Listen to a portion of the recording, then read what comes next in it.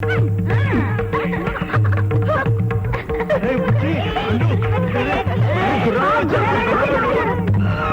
విప్లవకారుల్ని చూడండి, కుక్కలా బంధింపబడ్డారు. ఏనాడైనా ఎవరైనా జమీందారు గారికి ఎదురు తిరిగితే ఇదే గతి పడుతుంది. జమీందారు గారే దేవుడు, వారినే కొలవాలి, వారినే పడవాలి. జమీందారు గారికి జై, జమీందారు గారికి జై, జమీందారు గారికి జై,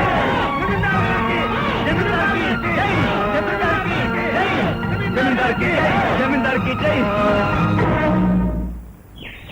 నేనేం చేశానని అంత గట్టిగా కొత్త చెల్లిచ్చావు? ఇంకా గట్టిగా కొట్టాలి నువ్వు చేసే పనికి. కొబ్బరి ముక్క తినడం తప్ప? కాదు, పూనక వచ్చినట్టుగా జమీందారికి జై, జమీందారికి జై అని అరవడం తప్పు. మరి ఆ గృహబలంతా ఇచ్చారుగా, వాళ్ళందరినీ పిలిచి కొత్త చెల్లి కొట్టు. వాళ్ళు జమీందారు తొత్తులు, ఆయన ఎంగిలి మెతుకులు ఏరుకు తినే కుక్కలు. వాళ్ళు అరిచారు కదా అని నువ్వు అరుస్తూ తైతక్కలాడతావా?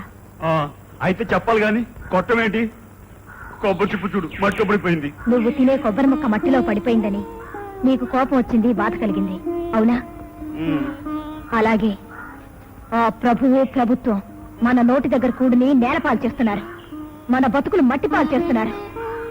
ఆ బంధించబడిన వాళ్ళు మనలాంటి వాళ్లే, వాళ్ళ మీద జాలి చూపించాలి. అంతేగాని జమీందారికి జేజేలు చెప్పకూడదు. అలాగా?